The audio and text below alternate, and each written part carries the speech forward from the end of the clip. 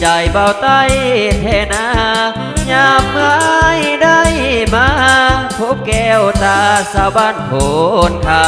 ำน้องปิ่งเขาเลือดงปลาแหลบที่ว่างามนั้นก็ยังบ่เท่าแจ่มจันอายไฟฝันอยากมาห่วมเพียงอายเบาเทไตพัดผากบ้านมาห่างพ่อแม่พี่น้องหวังมาเหตุงานหาเงินเป็นลูกจ้างเขาทุกคำเศร้าขายแห่งแลกเงินสาวคนงามอย่าได้มากเหมือนให้ขอมาเดินเป็นคู่คนงามถ้าบุญทลามสาวคนคำน้องอย่าลายใจเขาทั้งสองนั้นคงจะได้เป็นเคยไต่สะใภ้เวียงจันทน์สวยกันผัวแบงเขาห่วงเพงผูกหักสัมพันธ์ก่อนคนงามน้องใหญ่หันขอฝากสีวันกับน้องจนตายจงได้เห็นใจผู้บ่าวไทยไต้เถิดนามอบดวงใจให้แล้วคนตาการดาจงได้ปานี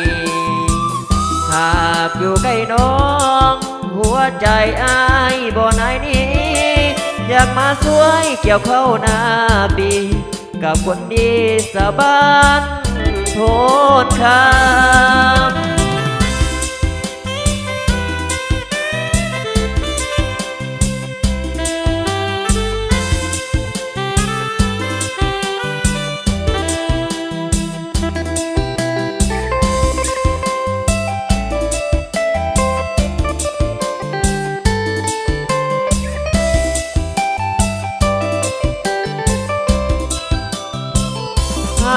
บุญทลามสาวพวนคำน้องอย่าลายใจ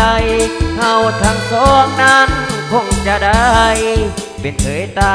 สะใภ้เวียงจันทน์สวยกันผัวแบงเขาห่วมแหงผูกหักสัมพันธ์วอนคนงามน้องใหญ่หันขอฝากสีวันกับน้องจนตายจงได้เห็นใจผู้บ่าวไทยไต้เถิดนามอบดวงใจให้แล้วขวัญตากันดาจงได้ปานี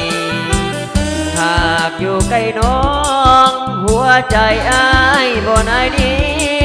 อยากมาสวยเกี่ยวเข้าหน้าปีกับคนดีสาวบ้านโพดคำ